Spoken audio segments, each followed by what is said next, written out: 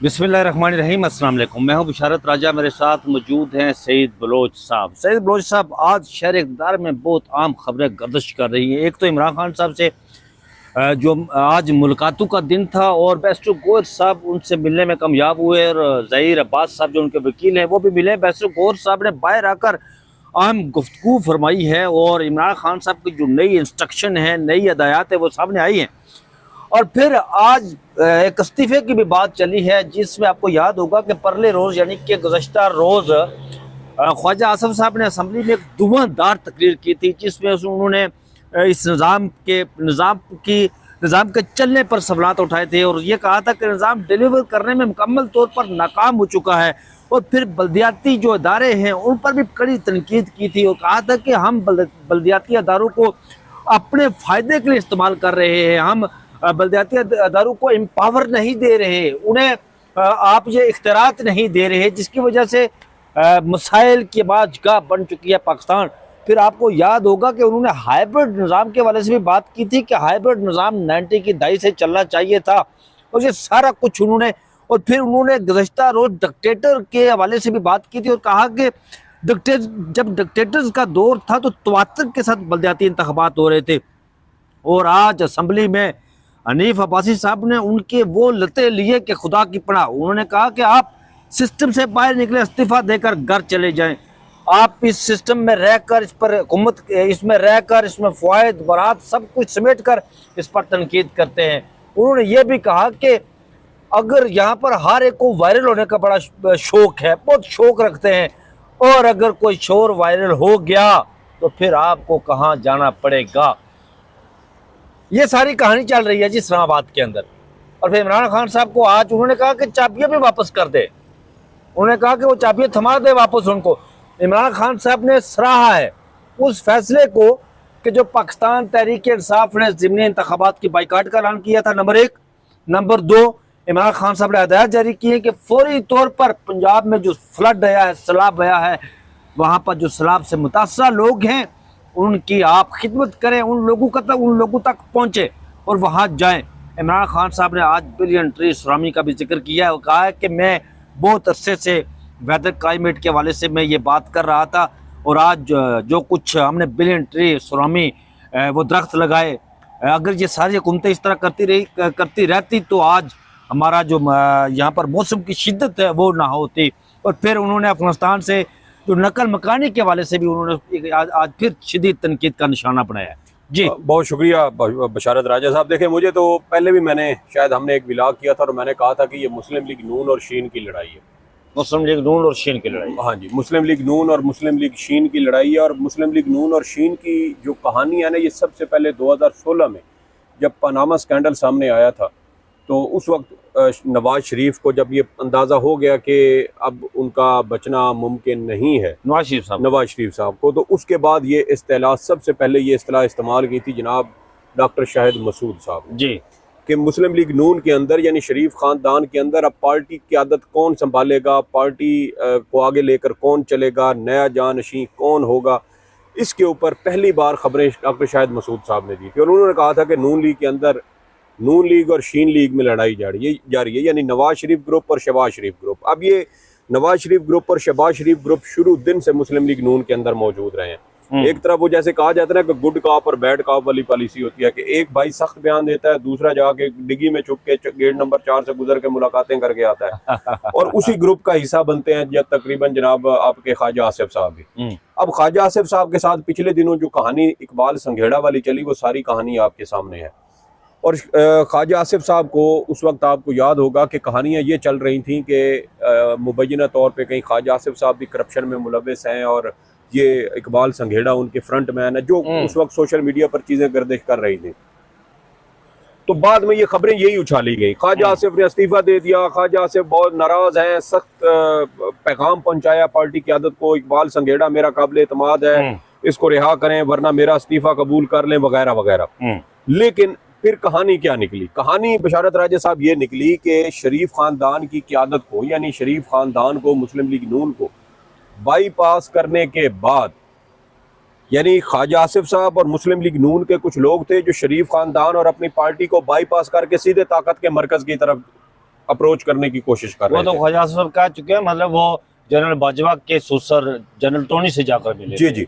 और ये अभी मौजूदा हालात में भी वो कह रहे थे कि यार मुस्लिम लीग नून की सियासत तो हो रही है खत्म, पार्टी की बका खतरे में पड़ चुकी है, अवाम मुस्लिम लीग नून का नाम सुनते ही गालियां निकालना शुरू कर देते हैं। मतलब मुस्लिम लीग नून और इन्ना लिल्लाहि व इन्ना इलैहि राजिऊन पांडा बन चुकी है, जी, पांडा, क्योंकि वो मधुमियत का शिकार है ना। मादूमियत का, जी जी जी, बिल्कुल इसी तरह। तो ये चीजें ख्वाजा आसिफ साहब और मुस्लिम लीग नून के कुछ रहनुमाओं को वो भाम गए कि भाई आगे मुस्तकबिल नून लीग के साथ नहीं है, आगे मुस्तकबिल उन्हीं के साथ है जो आज़ाद कबीले के मानने वाले हैं, आज़ाद कबीले से उनका ताल्लुक है, जो कराची से फैसल वाबडा को पीपल्स पार्टी के वोटों पर सेनेटर बना सकते हैं, और जो लाहौर से, जी, जो लाहौर से मुस्लिम लीग नून के वोटों से मोहसिन नकवी को सेनेटर बना सकते हैं। असल ताकत का मरकज वो है, हमें अब वहां पर उस सजदे देने पड़ेंगे, उस आस्ताने आलिया पर जाना चाहिए, वहां पे हमें माथा टेकना चाहिए, उस पीर की मिन्नत जाके उसकी बैत करनी चाहिए, तो आगे हमारी सियासत लगी रहेगी। ये खबरें जब मरियम सफदर अमान और मुस्लिम लीग नून जो शरीफ खानदान तक पहुंची तो फिर ख्वाजा आसिफ समेत उन सब लोगों की लगाम खींची गई। इकबाल संघेड़ा को गिरफ्तार करके पैगाम दिया गया कि अगर हमें बाईपास करके वहां जाओगे तो फिर तुम्हारा ये अंजाम हम करेंगे। उस पर फिर आपको याद होगा गुज़श्ता दिनों मरी में एक बैठक हुई थी जिसमें राना सनाउल्लाह, मुस्लिम लीग नून की सूबाई क़यादत और हसन इकबाल और सफदर अमान साहब सारे उसमें मौजूद थे। वहां पर ये सबको ये पैगाम दिया गया, और फिर वहां से जब बाहर निकले तो ख्वाजा आसिफ साहब ने एक बयान दिया था कि मरियम नवाज वजीर आला बाद में है, पहले मेरी बेटी है। ख्वाजा साहब ने ये बयान दिया। तो ये कहानी पीछे चल रही थी। अब ख्वाजा साहब के हाथ आ गया ये सलाह वाला मामला, अब ये उस बेइज्जती का बदला ले रहे हैं। ख्वाजा साहब ये भी कह चुके हैं कि ये मेरी आखिरी सियासी इनिंग है, इसके बाद मैं सियासत से रिटायर हो जाऊंगा। तो ख्वाजा आसिफ साहब अब बदला ले रहे थे, तनकीद कर रहे थे। अब वो जो ZKB ग्रुप वाली खबरें सारी निकली, वो भी नवाज शरीफ साहब के बहुत करीब समझे जाते हैं। ZKB ग्रुप जो जाहिर खान एंड ब्रदर्स वाला ग्रुप है, जिसमें ये गलबन नहीं, इस्लामाबाद वाली नहीं, मुल्तान वाला मेट्रो उनको दिया गया। इसके अलावा जो ऑरेंज ट्रेन पैकेज 2 और पैकेज 3 बने थे वो उसका ठेका उनको दिया गया। इसके अलावा और बहुत सारी जो CPEC के बहुत सारे रूट्स थे उनकी कंस्ट्रक्शन का ठेका ZKB को दिया गया। इस तरह मुख्तलिफ ऐसे ये वही ग्रुप है नूर मुकद्दम का, वो उसका उनके साथ इनका ये बड़ा तमीराती जी जी। नवाज शरीफ साहब बाजी में इनकी बड़ी सताइश कर चुके हैं, बड़ा नेक इंसान इनको करार दे चुके हैं। इनका एक बेटा मेरे ख्याल में अभी भी मुस्लिम लीग नून का सेनेटर भी है। तो ये चूँकि शरीफ फैमिली के साथ इनके बड़े करीबी मरासिम थे तो ख्वाजा साहब ने उनको हिट किया। फिर उन्होंने अपने शहर में होने वाली करप्शन, मुबैना करप्शन के ऊपर सवालात उठाए, और उसमें भी कहा गया कि ये जो ठेकेदार है जिसके बारे में ख्वाजा साहब कह रहे हैं कि ये सड़कें सही नहीं बना रहे, वो भी ZKB ही था। तो ये ख्वाजा साहब हिट कर रहे थे मुस्लिम लीग नून को। फिर वो हाइब्रिड निज़ाम वाली बातें, हालांकि जो सीनियर सहाफ़ी हैं जनाब नईम अशरफ भट्ट साहब, वो ये खबर दे चुके हैं कि ख्वाजा आसिफ साहब ने जो हाइब्रिड निज़ाम वाली बात दी है की है, ये बयान उन्होंने नवाज शरीफ की मर्जी से दिया है। अच्छा। लेकिन उसके बावजूद आज कौमी असम्बली के अंदर जब तकरीर कर रहे थे हनीफ अब्बासी साहब, जो 2013 में मुस्लिम लीग नून में है, उससे पहले वो जमात इस्लामी में थे, और उन्होंने बड़ा रगड़ा दिया यार। उन्होंने आज बड़ी सख्त तनकीद की। उन्होंने कहा कि अगर आप काबीना के अंदर रहते हुए आप को ये सिस्टम, ये निज़ाम पसंद नहीं है तो आप इस सिस्टम से बाहर चले जाएं, इस्तीफ़ा दे जाएं। उन्होंने बहुत सारे वजीरों का जिक्र किया। उन्होंने कहा जी एक वजीर के ऊपर उंगली उठाई गई, उन्होंने फ़ौरन इस्तीफ़ा दे दिया, काबीना से बाहर चले गए। आपने तनकीद करनी है तो आप काबीना से बाहर निकल कर तनकीद करें। फिर उन्होंने ये भी कहा कि भाई अगर मेरे शहर में कोई मनसूबा बने और वो नाकिस मटीरियल उसमें इस्तेमाल हो तो ये कैसे मुमकिन है कि मेरे ऊपर वो इल्ज़ाम ना आए। यानी वो ये कह रहे थे कि ख्वाजा साहब अगर आपके हल्के में, आपके इलाके में, आपके शहर में कोई मनसूबा बना है और वो मनसूबा नाकिस था, उसके अंदर नाकिस मटीरियल इस्तेमाल किया गया, उसके जिम्मेदार आप हैं। आपकी वजह से, आपकी नालायकी, आपकी निगरानी ऐसी नहीं थी कि ये मनसूबा शफाफ बनता और इसके अंदर आला मेयार का जो मटीरियल है वो इस्तेमाल किया जाता और ये इतनी जल्दी तबाह ना होता। तो वो बरह रास्त हिट कर रहे थे ख्वाजा आसिफ साहब को। ख्वाजा आसिफ साहब के हवाले से इससे पहले भी जो ये है हनीफ अब्बासी साहब, ये शहबाज ग्रुप के हनीफ अब्बासी साहब मरियम नवाज और नवाज शरीफ साहब ग्रुप के हैं। अच्छा। और ख्वाजा आसिफ साहब को इस साइड पे समझा जाता है। हालांकि ख्वाजा आसिफ साहब की भी नवाज शरीफ साहब के साथ बड़ा अच्छा ताल्लुक अलग था, लेकिन लगता ही है कि ख्वाजा आसिफ साहब शायद बेइज्जती महसूस कर गए हैं, दिल पे ले गए हैं यार कि मैं इतना सीनियर था, मेरी इतना अरसा नवाज शरीफ के साथ कुर्बत, तो मेरे साथ तो चपरासी नमाज वजारत दी हुई है ना। देखो वो चपरासी भी नहीं है ना। हाँ। वो तो जो बंदा अपने मतहत मुलाजिम के प्रोटोकॉल में 15-20 मिनट फंसा रहे और जो सिर्फ वजारत का चार्ज लेने के लिए एक बार ऑफिस जाए, दस्तखत करे और फिर वहां से उसको निकाल दिया जाए और उसके बाद वो चार्ज छोड़ते वक्त वहां पर जाए, उसकी और क्या हैसियत औकात होनी है। तो ये अंसा जो हनीफ ये अब्बासी वायरल साहब है, वीडियो वाली कहानी क्या है? देखिए हनीफ अब्बासी साहब ने आज धमकी दी। उन्होंने कहा कि आज हर किसी को आजकल वायरल होने का जो है ना वो शौक चढ़ा हुआ है, तो वो दर हकीकत ख्वाजा आसिफ को हिट कर रहे थे कि आप मुस्लिम लीग नून क़यादत के ऊपर तनकीद करके जो वायरल होने की कोशिश कर रहे हैं, तो वायरल होने के लिए और भी बहुत सारी चीजें हैं। फिर वो दर हकीकत दबे लफ्जों ये कह रहे थे कि ये जो शरीफ प्रोडक्शन है ना, इनके पास बहुत सारी ऐसी खुफिया चीजें मौजूद हैं। कुछ लोग, आपको पता है कुछ अर्सा पहले मुस्लिम लीग नून के जो गवर्नर हैं सिंध के, जनाब मोहम्मद जुबैर साहब, उनकी एक मुबैना वीडियो सामने आई थी, एक खातून भी सामने आई थी जिसने कहा था कि मुझे नौकरी के बहाने गवर्नर साहब ने बुलाया था और मेरे साथ ज्यादती की गई। इस तरह के इल्जामात सामने आए थे। कुछ लोगों का ये कहना था कि मोहम्मद जुबैर साहब भी उस वक्त कहीं डामाडोल हो रहे थे, इधर उधर होने की कोशिश कर रहे थे, तो वो जो वीडियो है वो दर हकीकत उनको ये इशारा दिया गया कि बंदे के बच्चे बन जाए, वरना ये आपकी सारी चीजें हमारे पास पड़ी हैं।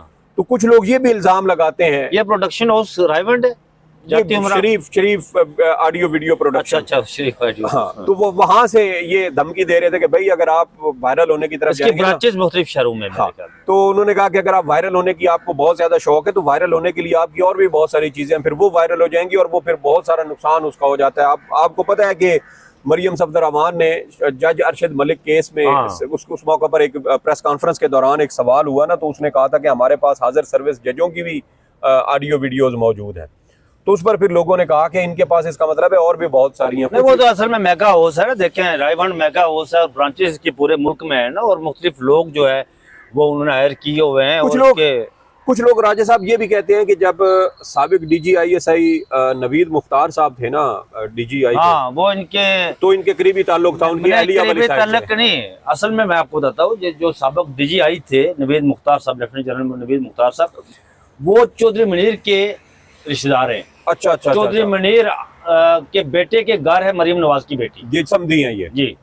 तो वो उनके साथ इनका चौंके वो एक फैमिली टर्म कहीं बना हुआ था। तो कुछ लोग ये भी दावा करते हैं, जो मैंने खुद कुछ लोगों से जिन्होंने मुझे बताया, मैंने सुना, उन्होंने कहा कि ये जो सारे मवाद थे ना ऑडियो वीडियो वाले, ये शायद उनके दौर में नून लीग को फराहम किया गया था। ये जो इटालियन गॉडफादर होता है ना, ये जो किताब लिखी हुई है, मूवी भी बनी हुई है उसमें, उसका तरीका वारदात यही होता था। गॉडफादर और सिसिलियन माफिया जिसे कहते हैं ना, वो तो अपने मुखालफिन के औरतों, बच्चों, उनके खाना को हिट करते थे। ऐसे करते। तो वो जो सुप्रीम कोर्ट में हुई थी ना एक समाअत, जब आपको याद है कि जस्टिस इजाजुल एहसन साहब के घर पर हमला हुआ, फायरिंग हुई थी और क्रैकर फेंका गया था लाहौर में, जब यही पनामा स्कैंडल वाला वो सारा इशू चल रहा था। तो अगले दिन जब कुछ दिनों बाद जब सुप्रीम कोर्ट में समाअत हुई, तो जस्टिस शेख अजमत सईद साहब कमरे अदालत में थे, वो सरबराही कर रहे थे। तो उन्होंने उस वक्त के जो हुकूमती वकील थे उनसे पूछा था कि ये जो आपकी हुकूमत ये कर रही है, जज के घरों पे इस तरह हमले हो रहे हैं, ये तो सिसिलियन माफिया इस तरह किया करता था। सिसिलियन माफिया की जो इस्तेलाह इस्तेमाल की थी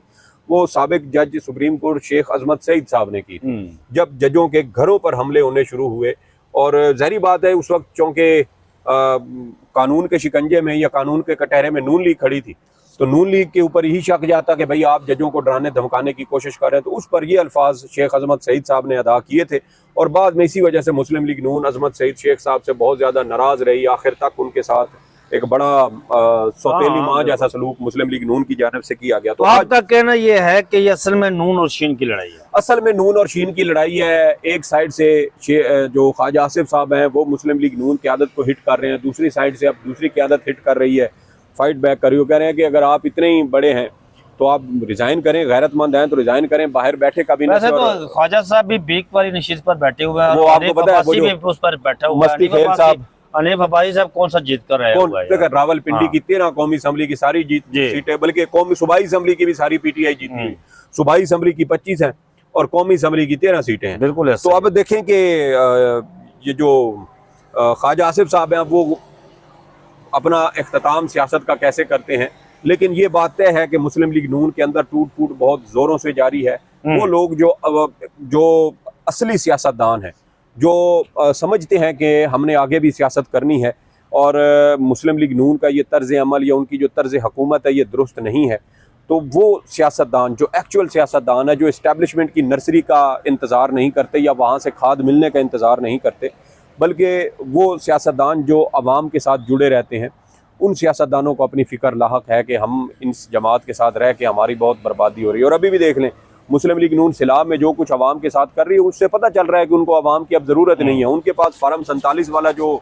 नुस्खा ये तो जो मरियम कर रही है उसकी जालसाजी जो है वो बेनकाब हुई है, वो जालसाजी के अमालिया पर बैठी हुई है। बहरहाल एक तवील इस पर एक अलग से वीडियो हो सकती है कि मरियम की जालसाजी क्या क्या क्या है। जी हाँ। वो तो एक फपकुटरी वाला रोल अदा कर रही है मरियम नवाज। और वो यकीन करें यार, आप, मैं सईद बलोच साहब, आपको ये मल्ले की औरत नहीं होती जो फापा कूटनी होती है, वो रोल अदा कर रही है कि यहाँ पर अल खिदमत वालों का कैंपस है खाड़ फेंके, पाकिस्तान तहरीक इंसाफ के कैंपस है खाड़ फेंके। मतलब ये तो वो औरत करती है मालूम है, जो लड़ाइयाँ करवाती है वो इस तरह की औरत करती है।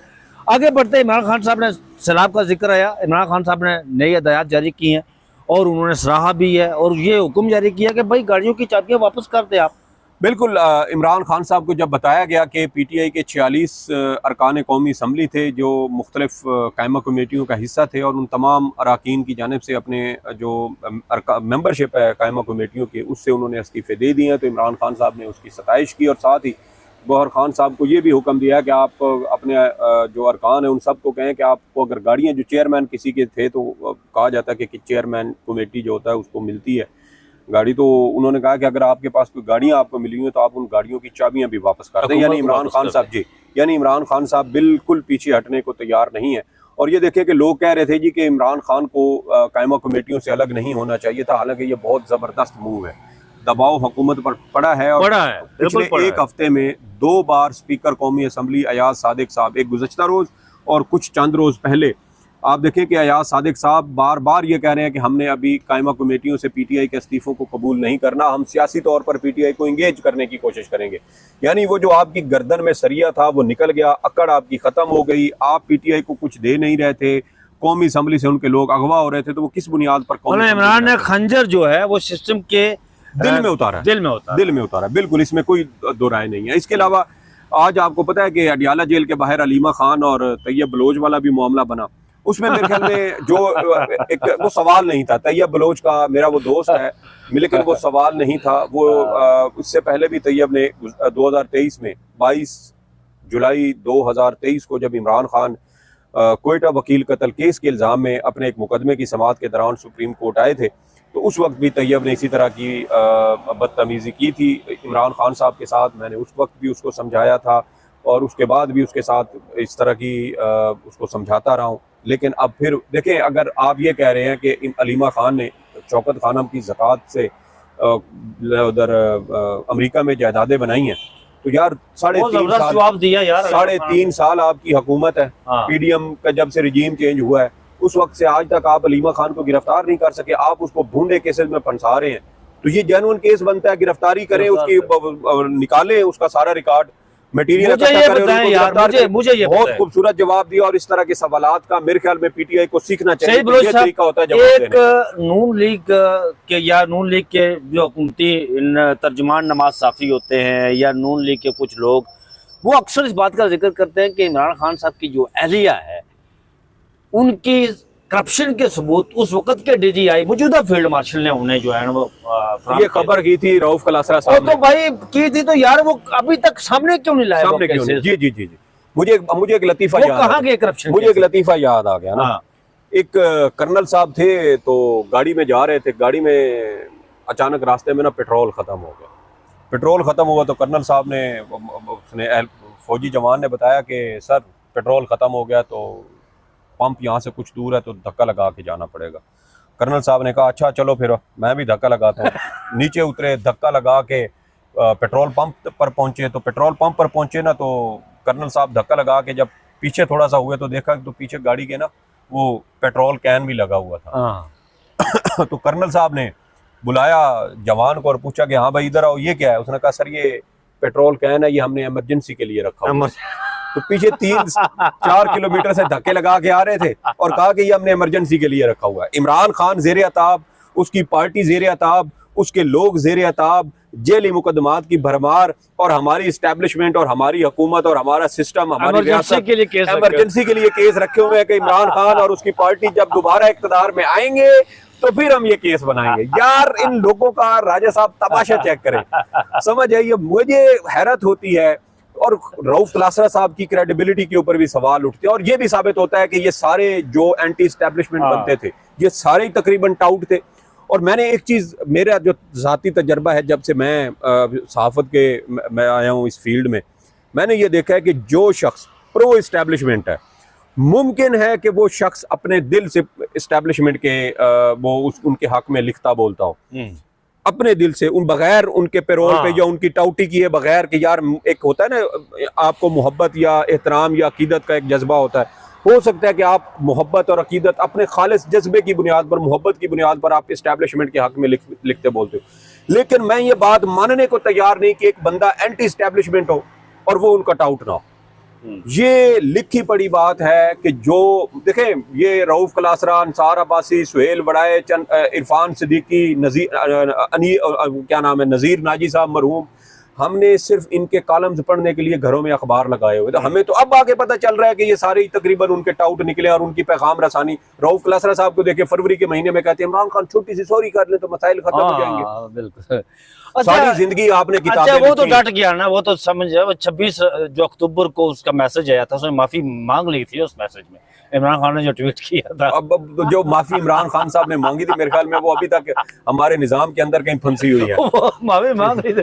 आज भी जिस तरह महसूस गौर साहब कह रहे हैं कि वो डटा हुआ है, सेहत उन्होंने कहा कि खान साहब की कल उन्होंने कहा मतीउल्लाह जान गलत खबरें बना, नहीं ये गलत बात कर रहे हैं, गलत बात। देखें मतीउल्लाह जान ने अपने पास से खबर बनाई है, नहीं तो वो तो मेडिकल रिपोर्ट आ गई ना, मेडिकल रिपोर्ट के अंदर लिखा हुआ है 49 इमरान खान की नब्ज चल रही है, 72 होती है एक सेहतमंद इंसान की, इतनी लो हार्ट बीट क्यों है उनकी? तो ये खुदारा कुछ अगर आपसे कोई काम होता नहीं है, आपका लीडर जेल में है, उसको वो कह चुके हैं 2 महीने पहले कि मेरे कानों में घंटियां बजती हैं, तो उनका इलाज होना चाहिए, बजाय इसके कि आप लोग उनके इलाज का कोई बंदोबस्त करें, अदालतों में जाएं, कहीं आवाज उठाएं, एहतजाज करें, रोला डालें, और आप बजाय इसके कि उनकी सेहत का और उनकी सलामती के लिए, उनकी चेकअप के लिए आप कोई बंदोबस्त करते, तो आप उल्टा ये कह रहे हैं कि इमरान खान सेहतमंद है, उनको कुछ नहीं हुआ, नफ्सियाती टार्चर उनको किया जा रहा है। और ये जो कान बजने और इस तरह की जो होती है ना एक बेसकूनी की कैफियत, ये आहिस्ता आहिस्ता डिप्रेशन, एंजाइटी और जो दीगर नफ्सियाती मसाइल उनकी तरफ लेके जाते हैं। खबर है वो शेयर करते हैं आपसे,